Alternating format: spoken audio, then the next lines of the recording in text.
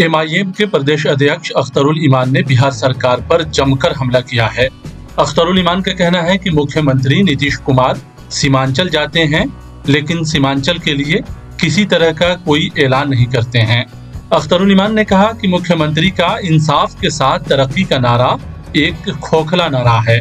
MIM के मुताबिक नदियों के कटाव से सीमांचल के हजारों लोग बेघर हो चुके हैं, लेकिन सरकार को इस बात से कोई मतलब नहीं है। उन्होंने कहा कि सरकार को इस बात से भी मतलब नहीं है कि आज भी सीमांचल के लोग चचरी पुल से नदी को पार करते हैं।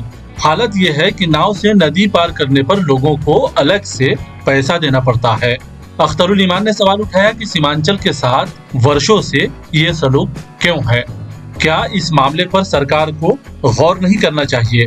अख्तरुल ईमान के मुताबिक सीमांचल के लोग मुख्यमंत्री के दौरे से काफी खुश थे, लेकिन मुख्यमंत्री ने सीमांचल की तरक्की पर कोई बात नहीं की और न ही किसी योजना का ऐलान किया, जिसके नतीजे में सीमांचल के लोग पूरी तरह से मौजूदा सरकार से मायूस हो चुके हैं। उन्होंने कहा कि मुख्यमंत्री नीतीश कुमार को एएमयू के ब्रांच का मसला दिखाई नहीं देता है। सीमांचल की तालीमी बदहाली पर सरकार की नजर नहीं है। लेकिन ये दौरा उनका सियासी दौरा था, अवाम के मसाइल के हल के ताल्लुक से ये दौरा नहीं था, चूँकि उन्होंने अवामी मसाइल को जानने की कहीं कोशिश नहीं की और किसी भी जगह जाकर अवामी मसाइल के हल के बारे में कोई ऐलान नहीं किया। एक दो काम अलामती तौर पर जो कहीं किए गए, सिर्फ उसी की नकाब उसने झटकी है और काम कुछ भी नहीं हुआ है। बल्कि इससे बड़ा नुकसान ये हुआ है कि पिछले 15 दिनों से, बल्कि पिछले 1 महीने से भी जिस जिला का ऐलान हो गया है वहाँ अवामी सारे काम ठप पड़े हैं। बीडीओ कह रहा है कि साहब मुख्यमंत्री आ रहे हैं, डीएम कह रहा है कि मुख्यमंत्री आ रहे हैं, पुलिस के वाले कह रहे हैं मुख्यमंत्री आ रहे हैं। सब लोग मुख्यमंत्री के इंतज़ाम में, इंसराम में लगे हुए हैं। अवामी काम बड़ा ठप पड़ा है। मैं जो सबसे ज़्यादा देख रहा हूँ वो ये है कि सीमांचल में हो गए, और सीमांचल सबसे बदकिस्मत इलाका है बिहार का, और वहाँ पर सबसे ज़्यादा सैलाब की तबाही है। फीकस आमदनी कम होने के नतीजे में गुर्बत व अफलास में डूबी हुई बस्तियाँ हैं। हज़ारों लोग बेघर हो गए हैं। वहाँ से मुहाजिर मजदूरों की एक बड़ी तादाद है। अलीगढ़ यूनिवर्सिटी का मसला वहाँ पर पड़ा हुआ है। यहाँ मुख्यमंत्री जी पटने को सजा रहे हैं, कोई शक नहीं है, राजगीर को सजा रहे हैं, कोई शक नहीं है, हम लोग मुबारकबाद देते हैं। लेकिन पटना में आप मेरीन ड्राइव बना रहे हैं, फ्लाई ओवर बना रहे हैं, मेट्रो ट्रेन लगा रहे हैं, आप गंगा पर पुल बनाए जा रहे हैं। छपड़ा को जोड़ने के लिए अभी 2800 करोड़ से जा रहे हैं। आपने राघोपुर को जोड़ने के लिए 3000 करोड़ का वो कर दिया है। अच्छा काम कर रहे हैं। क्या सीमांचल में लोग नहीं बसते हैं? सीमांचल के लोगों ने टैक्स नहीं दिया? 40-40 किलोमीटर पर पुल नहीं बने हैं अब तक। वहाँ पर आप खुद कह के आए थे और आपने अब तक कुछ नहीं जबान खोली है। तो मैं समझता हूँ वो सियासी नब्ज टटोलने का अमल है, ये कहीं से भी आवाम की भलाई का अमल नहीं है। अख्तरुल ईमान का कहना है कि सरकार पटना को सजाने में लगी है, लेकिन सीमांचल की बदहाली पर एक चिराग रोशन करने में भी सरकार को पसीना छूटता है। एमआईएम का कहना है कि हमेशा से ही सीमांचल को नजरअंदाज किया जाता रहा है। अकलियतों का वोट लेने वाली पार्टी ने भी वहां के मसले पर कभी भी कुछ कहना जरूरी नहीं समझा है।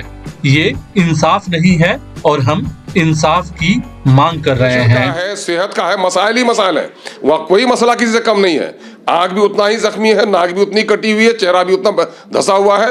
माने जिस्म का हर हिस्सा दर्द, बेचारा परेशान है कि कहाँ से उठे, है ना, पूरा जिस्म छलनी है दर्द से। और वहाँ जाते हैं आप, वहाँ ऐलान लेके जाना चाहिए। वजीर आला मोहतरम को मुबारकबाद देते हैं कि आपने बिहार की लड़ाई लड़ने का फैसला किया था।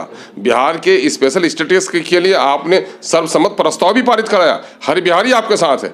अगर बिहार की हकमारी दिल्ली ने की है तो आपका दिल तड़पता है, तो सीमांचल की जो हकमारी पटने में बैठकर हो रही तो सीमांचल वालों का भी दिल तड़पता है। तो आप इंसाफ चाहते हैं और इंसाफ करते नहीं है। इंसाफ तो उन्हीं को मिलता है जो इंसाफ करते हैं। तो जो आपके इस बस में था इंसाफ करना, सीमांचल के लोगों के साथ इंसाफ करना चाहिए।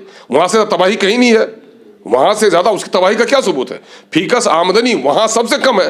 तो जाहिर है कि तरक्की आप जो कर रहे हैं कि समान तरक्की हम कर रहे हैं, इंसाफ के साथ तरक्की कर रहे हैं, तो ये मिलाने दीजिए हमको।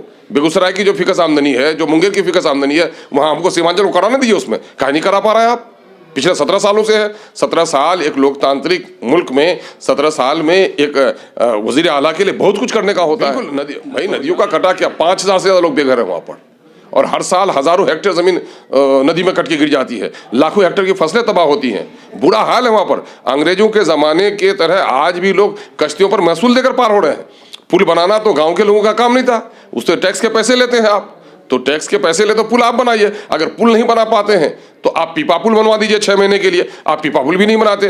पटना के इर्द गिर्द नदियों में जहां अगर पुल टूट जाए तो पीपा पुल बनाते हैं। महानंदा जैसी नदी में जहां दूरी हमारी 50 किलोमीटर की दूरी 5 किलोमीटर आ जाएगी एक पीपा पुल जाने से, 6 महीने तो कम से कम लोग राहत से रहेंगे। वहां आप नहीं बना रहे हैं। कश्तियों पर पार उतार रहे हैं तो लोगों से महसूल वसूल कर रहे हैं। 100 रुपये 200 रुपये मोटरसाइकिल के साथ, 50 रुपये पैदल आदमी जाता है तो उससे टैक्स वसूला जा रहा है। साहब क्या तमाशा है साहब, ये तो बड़ी वो है, सितम ज़रीफ़ी है हुकूमत की। उससे सीमांचल के लोगों को बड़ी मायूसी हुई है। सीमांचल के लोग बड़ी पूरी उम्मीद थे, बल्कि हमने याद दिलाने का भी काम किया कि वज़ीर आला मोहतरम जब आप जा रहे हैं तो जब आदमी, अरे गरीब रिश्तेदार के यहाँ भी आदमी जाता है तो पोटली में कुछ बांध के लेके जाता है। यही तो रही हमारी रीत। उस गरीब इलाके में आप गए हैं, आपने कुछ भी ऐलान नहीं किया, उससे बड़ी मायूसी हम लोगों को हुई।